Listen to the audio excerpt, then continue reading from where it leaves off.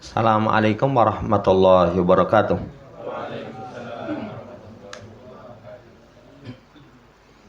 Innal hamdalillah nahmaduhu wa nasta'inuhu wa nastaghfiruh wa na'udzu billahi min sururi anfusina wa sayyiati a'malina. May yahdihillahu fala mudilla lahu wa may yudlilhu fala hadiya lahu. Wa asyhadu an la ilaha illallah wahdahu la syarika lah. Wa asyhadu anna Muhammadan abduhu wa rasuluh. Allahumma salli ala Muhammad wa ala ali Muhammad. Allahumma anfa'na bima 'allamtana wa 'allimna ma yanfa'una wa zidna ilma. Ma'asyiral muslimin rahimani wa rahimakumullah. Melanjutkan pembacaan Minhaj Al-Firqatin Najiyah wa Ta'ifatil Mansurah karya Asy-Syaikh Muhammad bin Jamil Zainu rahimahullah ta'ala. Kita masih dalam pembahasan Mauqiful ulama minat tauhid, sikap ulama berkaitan tentang permasalahan tauhid. Masuk dalam pembahasan inna mauqifal ulama minat tauhid wa muharabati syirki ala aksamin. Sikap ulama berkaitan dengan tauhid, berkaitan tentang memerangi kesyirikan itu nanti terbagi menjadi beberapa bagian. Yang pertama, fahimu tauhida wa ahammiyatahu wa anwa'ahu wa arafu syirka wa aksamahu faqamu biwajibihim wa bayanu linnasi tauhida wa syirka. Ini golongan yang terbaik, sikap ulama yang benar. Mereka memahami tauhid, kemudian pentingnya tauhid. Kemarin sudah diterangkan, tauhid itu mengesahkan Allah Subhanahu wa taala dalam masalah rububiyah, asma wa sifat, dalam masalah uluhiyah. Allah satu-satunya zat yang berhak diibadahi. Mereka faham tentang pentingnya tauhid. Tauhid itu pondasi amal. Tauhid itu diutusnya para rasul, diturunkannya kitab-kitab dalam rangka untuk menjelaskan tentang pentingnya perkara tauhid. Kemudian jenisnya. Mereka juga tahu syirik, pembagiannya. Setelah itu, qamu biwajibihim. Mereka tunaikan kewajibannya. Apa kewajiban ulama? Menjelaskan kepada manusia tauhid, menjelaskan kepada manusia syirik. Itu tugas mereka. Wa hujjatuhum al-Qur'anul Karimu was sunnatus sahihah. Adapun hujah mereka, dalil mereka, kok menjelaskan kepada manusia tauhid, menjelaskan kepada manusia syirik, pentingnya tauhid, bahaya syirik. Ya, karena memang Al-Quran dan As-Sunnah itu memerintahkan seperti itu. Wa qad ta'arrada haula'il ulama kama ta'arradul anbiya.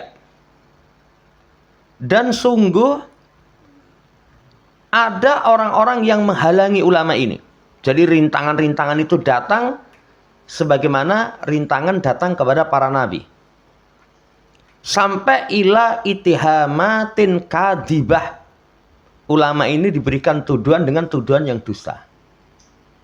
Ini golongan yang pertama. Tapi mereka sabar. Walam yataraja'u wa syi'aruhum qaulu ta'ala. Mereka sabar, mereka tidak mundur, mereka tidak gentar. Walaupun digelari macam-macam, dituduh dengan tuduhan macam-macam, mereka tidak gentar. Syiar mereka ayat Allah surat Al-Muzammil ayat 10. Wasbir ala ma yakulun wahjurhum hajrang jamila. Sabar terhadap apa yang mereka ucapkan, kemudian tinggalkan mereka dengan cara yang baik. Ini ulama yang benar. Ulama yang benar menjelaskan tauhid, keutamaannya, pentingnya, menjelaskan syirik, bahayanya. Itu ulama yang benar. Kemudian kalau lebih tinggi lagi, wa qadiman awsa Luqman al-Hakim waladahu. Kalau lebih tinggi lagi nanti pada masa Luqman. Luqmanul Hakim memberikan wasiat kepada anaknya. Ya bunayya aqimis shalah wa'mur bil ma'ruf wanha 'anil munkar wasbir 'ala ma asabak. Inna dzalika min azmil umur. Wahai anakku, tegakkan sholat. Ini menunjukkan pentingnya sholat. Perintahkan yang ma'ruf, larang dari yang mungkar. Sabar atas apa yang menimpamu. Sholat berat. Sabar. Amar ma'ruf berat. Apalagi yang paling ma'ruf. Apa yang paling ma'ruf? Tauhid. Memerintahkan tauhid. Apa setelah tauhid? As-sunnah. Memerintahkan untuk mengikuti sunnah Rasul. Itu berat. Karena akan ada rintangan. Sudah berlalu, begitu orang mengajak kepada tauhid, orang musyrik akan berdiri menghalangi jalan tersebut. Begitu orang mengajak kepada sunnah, ahli bid'ah berdiri menghalangi jalan tersebut. Perintahkan yang ma'ruf, larang dari yang mungkar. Kemungkaran itu paling mungkar apa? Syirik. Kemungkaran itu paling mungkar setelah syirik, bid'ah.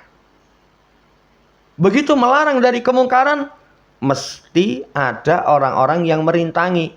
Maka kata Luqman, wasbir ala ma asabak. Anakku, sabar. Lah ini syiar ulama ahli tauhid. Ya sudah sabar, walaupun dicaci, dimaki, dicemooh. Ya, karena itu memang satu perkara yang menuntut kesabaran. Wasbir ala ma yakulun. Ucapan mereka sabar. Bahkan nanti kalau lebih luas, syiar orang yang berada di atas kebenaran itu, la yadurruhum man hadalahum wala man khalafahum. Nggak akan memberikan madarat. Orang yang menyelisihi, orang yang menentang mereka. Sampai datangnya perkara Allah Subhanahu wa ta'ala. Ini sikap ulama terbaik. Sikap ulama terbaik. Makanya, kalau pertemuan yang sudah lama, kepada siapa kita ambil ilmu? Ambil ilmu dari para ulama. Ulama yang benar itu apa ciri mereka? Ciri mereka, salamatul i'tiqad, akidahnya benar. Yang kedua, salamatul manhaj, manhajnya, pemahamannya, jalannya dalam beragama sesuai dengan Allah dan Rasul. Apa jalan Allah dan Rasul? Apa jalan Rasulullah SAW dalam berdakwah? Tauhid. Itu tauhid. Ya. Yang ketiganya tulus menasihati umat. Yang keempatnya nampak di atas kebenaran. Yang kelimanya itu senantiasa mengingatkan bermacam kemungkaran. Kembali, itu poin yang pertama. Sekarang yang kedua. Ada golongan ulama ahmalu da'wata ila tauhidil ladzi huwa asasul Islam. Golongan yang kedua, ada ulama yang mereka itu meremehkan dakwah tauhid. Jadi kalau ngaji tauhid, aja tauhid. Saiki akidah wis bener. Enggak perlu. Iya. Meremehkan dakwah tauhid. Yang dakwah tauhid itu merupakan asasul Islam, pondasi keislaman. Makanya dakwah yang tidak dibangun di atas tauhid itu belum terbukti keberhasilannya. Kalau yang dibangun di atas tauhid sudah terbukti sepanjang zaman, sepanjang sejarah. dakwahnya para nabi, para rasul. Itu dakwah tauhid. Ya, ini asas Islam. Farahu yada'una an-nasa ila salati wal hukmi wal jihadi duna an yusahihu aqaidal muslimin. Mereka nyaman menyeru manusia kepada salat. Salat penting apa enggak? Penting. Tapi kalau dibandingkan dengan akidah, penting akidah. Karena kalau orang sholat, rajin, luar biasa, sementara akidahnya bobrok, masih melakukan kesyirikan, lain asrahta layah batonna amaluka, hapus semua amalan. Kan ada orang sholat, sewi, api, khusyuk, tapi masih punya keyakinan syirik. Dungo kuburan, pakai jimat-jimat, itu nanti muspro.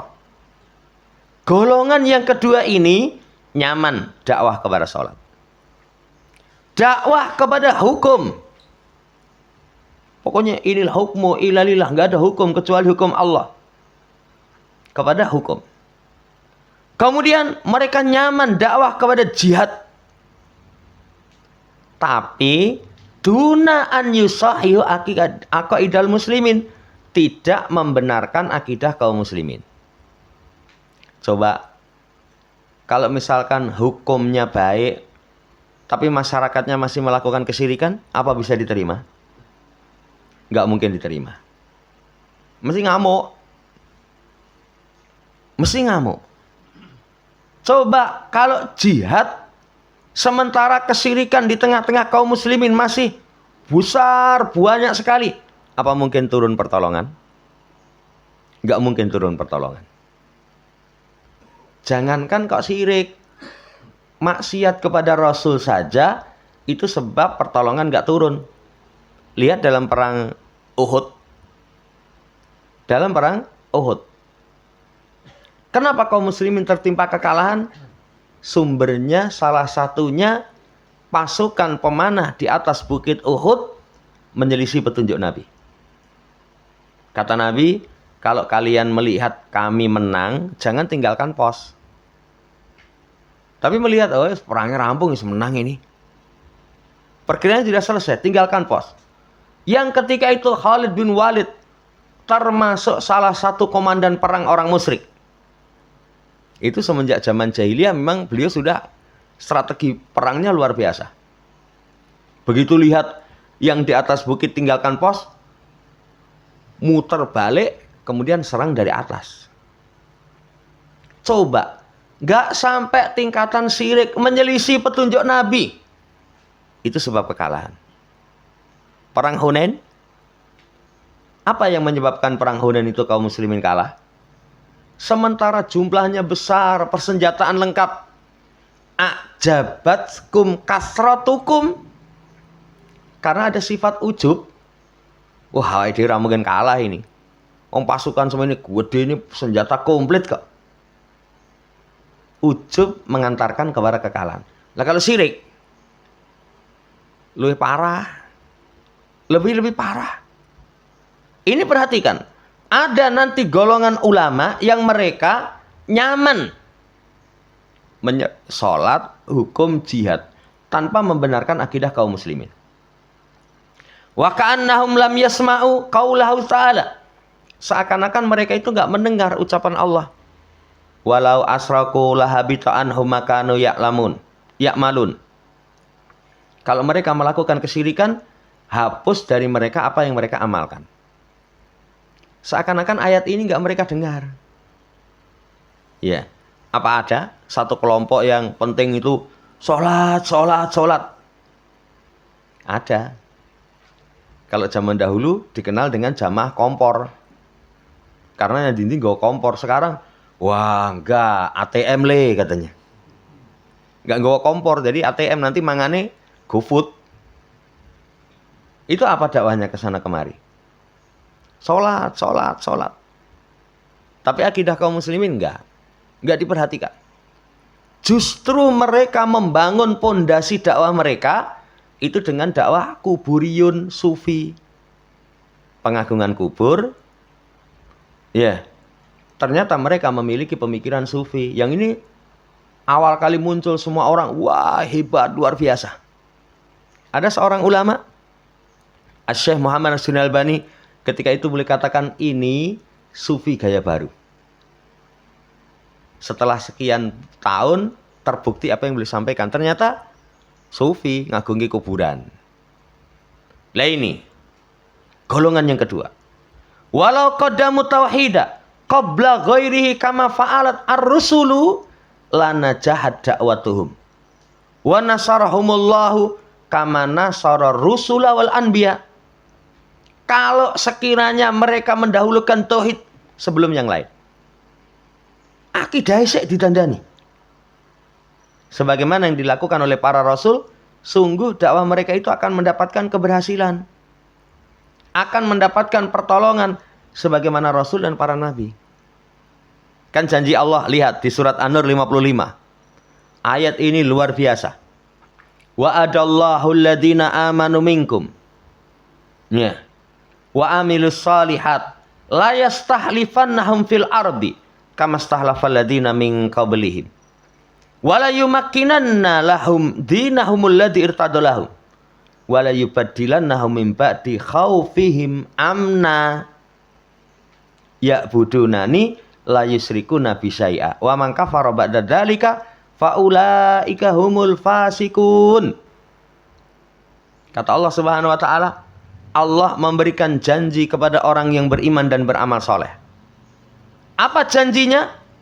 Sungguh Allah akan kuasakan mereka di muka bumi sebagaimana dikuasakan orang-orang sebelum mereka. Sungguh Allah akan kokohkan agama mereka yang Allah ridhoi untuk mereka. Dan Allah akan ganti ketakutan mereka dengan keamanan. Janji 3 hal yang luar biasa. Yang 3 hal ini merupakan puncak kebaikan satu negeri. Satu, yang berkuasa orang mukmin yang beramal soleh. Kalau penguasa apik, pengaruhnya kuat itu. Tapi kalau penguasa elek, wah sudah. Kalau penguasa elek, ya sudah, nanti kebijakan, ya, semua keputusan tidak mendatangkan kepada kebaikan. Ning egois, mentengke urusan perutnya sendiri. Ini kunci kebaikan. Dikuasakan sebagaimana orang sebelum mereka. Yang berkuasa orang yang beriman dan beramal soleh. Yang kedua, agama kokoh. Coba kita lihat di masyarakat kita, apakah sudah kokoh agama kita? Belum itu. Lawang kadang begitu ada tempat-tempat yang menyelisih syariat, kita terangkan, nesu. Ini jangan, ini syirik. Wah, ini kearifan lokal. Wah, ini mesti garis keras ini. Langsung ini mesti kadrun ini. Kadal gurun ini. Coba dicela, padahal jelas perkara mungkar. Miras, gegeran itu. Iya. Dodol mie ayam babi ning di lingkungan muslim. Dilek ya nesu itu. Agama belum kokoh, Allah kasih janji akan dikokohkan agama. Yang ketiga, diganti rasa takutnya dengan aman. Apa kenikmatan paling besar? Kenikmatan paling besar itu kalau satu negeri aman sentosa. Aman sentosa. Kalau pribadi, kenikmatan besar itu kalau orang bangun tidur telu. Man asbaha minkum aminan fi sirbi mu'afan fi jasadi indahu qutu yaumihi faka'annama hizat lahu dunya. Aman, sehat, duwe pangan. Ya, ini kalau 3 ini melumpuk sudah. Aman yang ora sehat, ya nggak enak. Di rumah sakit itu aman. Nggak jadwal besok kita besok ora oleh itu. Aman. Tapi nggak sehat. Sehat tapi orang aman. Wah, tanya aja mbah-mbah kita zaman geger Londo, geger Jepang itu. Sehat tapi nggak aman. Iya. Sehat, aman, tapi rantai pangan. Tangi turu waras Mas, waras, aman. Duite lah kuwi. Orang duit tangi turu mleruk itu. Ya. Ini 3 pokok kenikmatan. Allah akan berikan diganti rasa takutnya dengan keamanan. Tapi lihat syaratnya itu. Kelanjutan ayat, ya'budunani la yusyrikuna bi syai'a wa man kafara ba'da dzalika faulaika humul fasikun. Ibadah kepadaku tidak syirik. Ini syarat. Ibadah kepadaku tidak syirik. Siapa yang kufur setelah itu, mereka itulah orang yang fasik. Mereka itulah orang yang fasik. Ayat ini saudaraku yang saya hormati, diingatkan kepada kita, kepada lebih khusus ulama yang mereka tidak mendahulukan dakwah tauhid. Ya karena memang kalau ngaji ora tauhid itu nyaman. Saya pernah kasih contoh. Ada orang wis sepuh ngisi pengajian seputar tentang akhlak. Dia cerita zaman saiki ki ana wong tuwa ngopeni anak 5 itu sampai kuliah kak rampung. Ning anak 5 ngopeni wong tua 1 katanya nggak bisa. Wah, seneng itu, cocok kabeh itu. Ya. Bahas tentang akhlak, keutamaan amal. Wah, semangat. Tapi coba terangke syirik. Itu pojokan itu ada punden itu syirik itu. Diagung-agungkan, dikasih sajen. Mas, sing ngisi wingi sapa keras itu, Mas. Ojo sik, kene urung siap katanya. Padahal sekali lagi saudara yang saya hormati, bagaimana mungkin akan berhasil dakwah kalau tidak mengawali dari tauhid? Tidak mengawali dari tauhid. Saya berapa kali ketemu ngaji pun suwe ngaji pun. Kula niku wong sak kepel pun ngaji bahasanya. Tapi karena tidak perkara tauhid, kadang keyakinan-keyakinan syiriknya masih ada. Akhirnya amalannya muspro. Apa enggak iman-iman coba? Makanya berulang kali disampaikan, ingin memperbaiki diri, keluarga, masyarakat, akidahnya dulu. Allah kasih janji 3. 1, dikuasakan di muka bumi. 2, dikokohkan agama. 3, diberikan keamanan. Ini kalau sekupnya besar. Kalau sekup pribadi, kemarin sudah kita baca. Keutamaan mentauhidkan Allah Subhanahu wa taala, pokok keamanan, pokok kebaikan. Itu sudah diterangkan oleh Asy-Syaikh Muhammad bin Jamil Zain. Kata Syekh, fasyartul asasi lin nasri huwa tauhid. Syarat mendasar untuk mendapatkan pertolongan tauhid. Pengen ditolong itu tauhidnya. Ini golongan yang kedua. Sekarang golongan yang ketiga. Minal ulama wa du'at taraku da'wata ila tauhidi wa muharabata syirki khaufan min muhajamatin nasi lahum. Golongan yang ketiga ini, ada nanti sebagian ulama atau dai meninggalkan dakwah tauhid, memerangi syirik. Kenapa? Takut perlawanan manusia kepada mereka. Wah, wedi saya. Nah, ternyata apa? Perkumpulan dukun nasional itu sangar-sangar wonge. Saya pernah dapat video itu sing perkumpulan dukun nasional se Indonesia itu. Lah kalau ndelok rupane kalungnya itu tengkorak wong itu. Kalau orang melihat seperti itu, wah gigrek saya. Wedi saya. Nanti perlawanan mereka takut. Ini termasuk kurang baik. Khaufan ala wada'ihim. Yang kedua, pertama takut perlawanan manusia. Yang kedua, takut pekerjaan mereka. Dan jangan nopo to? Wah, kalau pegawai negeri. Mengingatkan kesyirikan orang wani. Ini kalau ada acara-acara syirik itu saya nggak ikut, wah wedi saya. Bisa nanti dipecat. Ya. Ini karena pekerjaan. Yang ketiga marokizihim, karena markas-markas mereka. Ada pusat-pusat misalkan punya ormas misalkan takut. Katamul ilma alladzi amarahumullahu bitablighi linnas. Akhirnya mereka sembunyikan ilmu yang Allah perintahkan untuk disampaikan kepada manusia. Untuk disampaikan kepada manusia. Maka orang yang seperti ini mendapatkan ancaman Allah. Innalladzina yaktumuna ma anzalna minal bayyinat wal huda min ba'di ma bayyanahu linnas fil kitab ulaika yal'anahumullah wa yal'anahumul la'inun. Sesungguhnya orang-orang yang menyembunyikan apa yang kami turunkan dari penjelasan dan petunjuk setelah ma bayyanahu linnas, kami terangkan kepada manusia di dalam Al-Qur'an. Jadi kebenaran disembunyikan, tauhid wah rawani saya. Dideliki. Iya.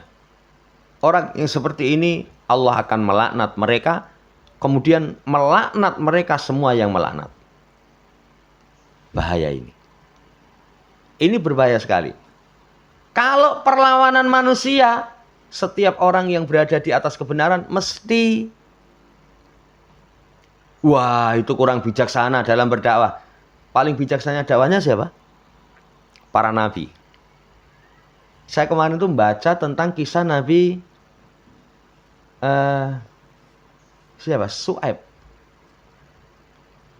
Yang Nabi itu terkenal sebagai Khatibul Anbiya. Paling fasih dalam berbicara. Tapi tetap dimusuhi itu. Malah kaumnya ngomong, ya Su'aib, wahai Su'aib, kami gak paham apa yang kamu ucapkan. Padahal paling fasih. Paling fasih. Karena ada nabi kayak Nabi Musa, itu orang katakan cedal.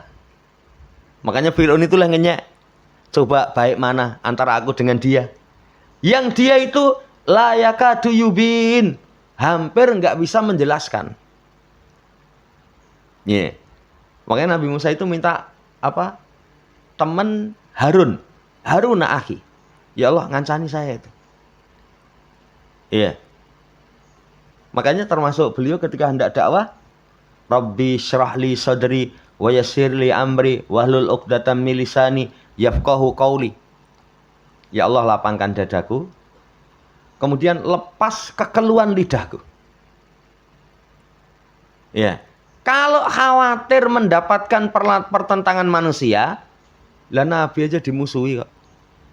Padahal Nabi SAW paling fasih dalam berbicara sampai digelari sebagai Khatibul Anbiya, tetap dimusuhi. Kalau berkaitan dengan pekerjaan, siapa yang kasih rezeki? Yang kasih rezeki itu Allah. Yang kasih rezeki Allah Subhanahu wa ta'ala. Kalau berkaitan dengan markas, lah markas itu fungsinya untuk apa? Justru markas yang barokah itu yang menyerukan dakwah tauhid, mengajak kepada sunnah Rasulullah Sallallahu Alaihi Wasallam. Ini hati-hati ini. Golongan yang ketiga dari kalangan ulama itu seperti itu. Ya, padahal seharusnya alladzina yubaliguna risalatillahi wa yahsaunahu wa la yahsauna ahadan illallah wa kafa billahi hasiba. Orang-orang yang menyampaikan risalah Allah, mereka hanya takut kepada Allah, enggak takut seorang pun kecuali Allah. Ini baru yang benar. Baru yang benar. Pokoknya risalah sampaikan A, B, B. Sampaikan seperti itu. Cuman nanti dalam metode penyampaian ada etika-etika. Makanya saya di beberapa tempat tuh ngaji, ngerti-ngerti. Ini diprek nih. Ya saya enggak apa-apa kalau memang enggak cocok. Wah, dakwah tauhid karo sunnah terus Tapi kalau itu kesalahan saya dalam mengungkapkan, lah itu saya istighfar. Kan ada kalanya benar tapi keliru pengungkapan. Lah itu yang harus dibenahi. Yang penting menyampaikan risalah, takutnya kepada Allah, jangan takut kepada seorang pun. Cukuplah bagi Allah sebagai penghisab. Yang kedua, man katama ilman aljamahullahu bilijamin minan nar. Siapa yang menyembunyikan ilmu, Allah akan kekang dengan tali kekang dari api neraka. Ini saudaraku yang saya hormati, golongan ulama yang kedua itu mereka takut berdakwah tauhid. Sekarang yang terakhir, yang keempat. Ada ulama atau syekh. Ini paling parah ini. Man yu'aridu da'wata ila tauhidillah fi du'ai wahdah. Ada orang-orang yang menentang, menyelisih, melawan dakwah tauhid. Dakwah tauhid itu supaya berdoa kepada Allah semata, mereka tentang. Iya, supaya jangan berdoa kepada selain Allah, para nabi, para wali, orang mati.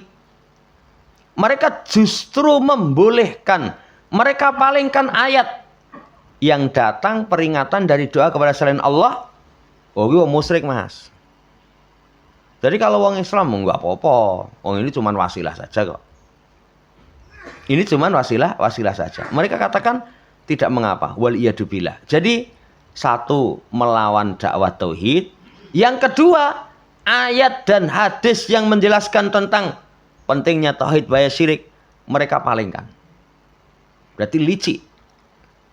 Karena mempermainkan dalil yang sesuai dengan hawa nafsu mereka. Yang sesuai dengan hawa nafsu mereka. Ya. Saudaraku yang saya hormati, padahal ancamannya jelas. Siapa yang melakukan kesyirikan, alladzina amanu walam yalbisu imanan bidzulmin ulaika lahumul amnu wa hum muhtadun. Orang yang beriman yang tidak mencampurkan keimanan mereka dengan kesyirikan, dengan dolim, mereka itulah mendapatkan keamanan, mereka itulah orang yang mendapatkan hidayah. Berarti orang aman, orang untuk hidayah kalau melakukan kesyirikan. Ya, ini saudaraku yang saya hormati, dan syirik itu di negeri kita masa sekarang banyak seabrek. Ya, mereka ini membolehkan doa kepada selain Allah, kemudian mengubur orang di masjid, tawaf di sekitar kuburan, nadar kepada para wali, dan selainnya dari perkara bid'ah yang mungkar yang Nabi sudah ingatkan. Innama akhafu ala ummati al-a'immatal mudillin. Yang saya khawatirkan menimpa umatku itu imam-imam yang menyesatkan. Itu di kalangan mereka. Ya, wis pokoknya seputar kuburan, seputar impen. Isinya kayak gitu. Ya, mau tambahkan lagi apa? Seputar kemaluan perempuan. Wah, ngeri itu. Yang terakhir berita itu, karena kiai di pondok terus apa? Menzinai 50 loh. Boleh zina satu aja dosanya udah besar, ini 50 itu. Ya, ini parahnya seperti itu. Lah kok santri ini meneng wae protes? Lah karena nggak diajarkan akidah yang benar. Kalau diajari akidah yang benar, nggak boleh gulu kepada tokoh, menjaga adab bagaimana pergaulan. Lah kalangan mereka itu malah sing dianggap tokoh itu salaman karo wong wedok-wedok itu. Saya kapan itu dapat video itu jenenge sing anggere nganggo topi dawa itu loh. Itu yang sing salaman sing lanang dikeplak, sing salaman sing wedok dilus-lus. Loh. Lah sing dilus-lus seneng katanya dapat barokah. Itu akidah rusak. Ini hati-hati, Nabi sudah mengingatkan. Ya.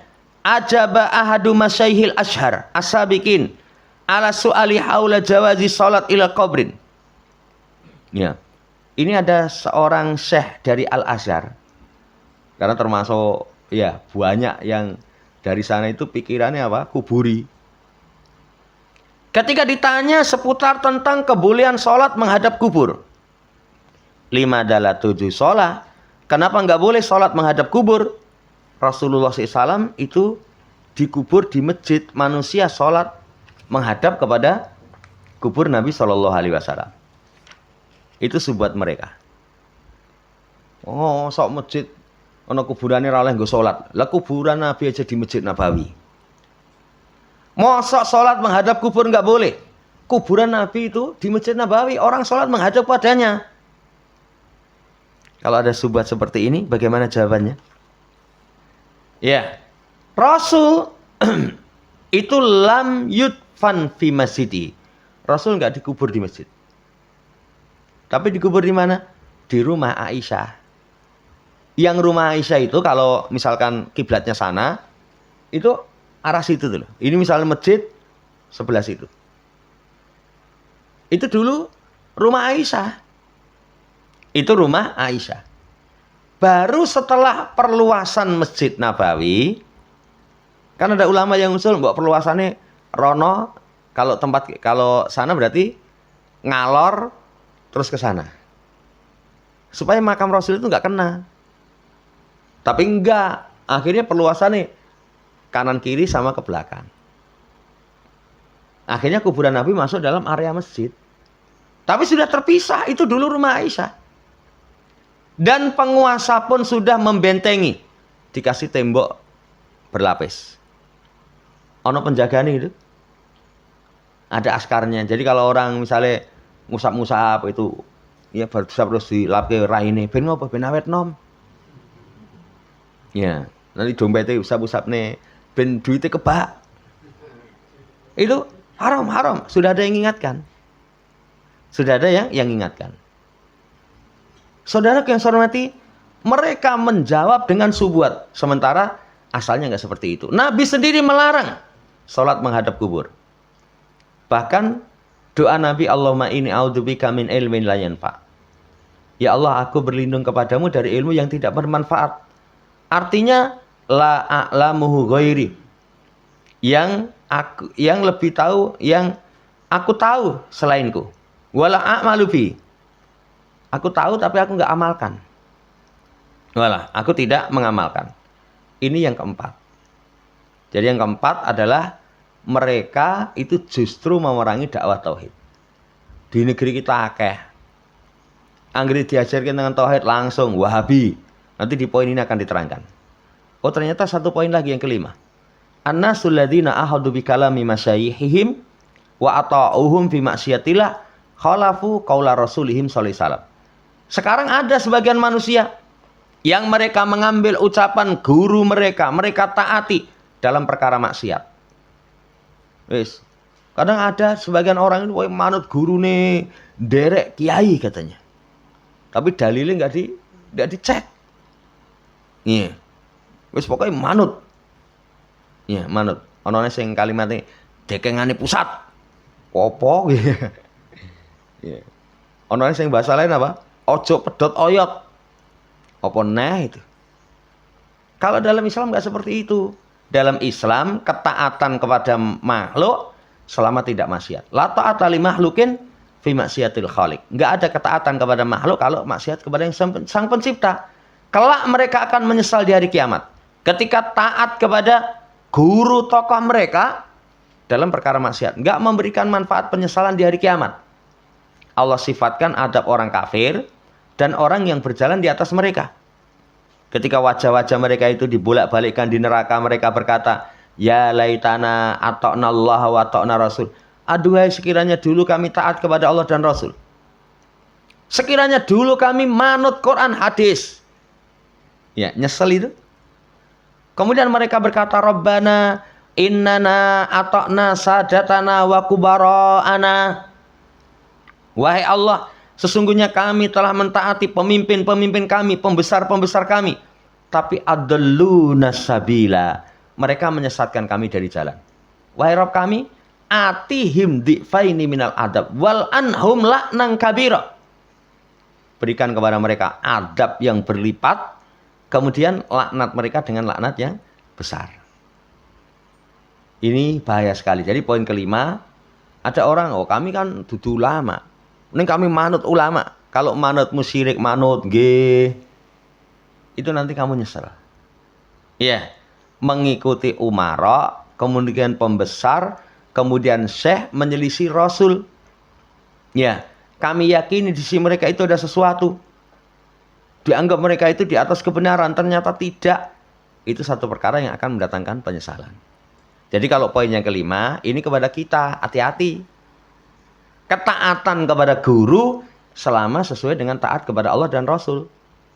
Kalau gurunya ngangkon syirik, ya, menyuruh untuk melakukan amalan bid'ah, amalan gak ada contoh, gak ada ketaatan. Kalau nekat, nyesel.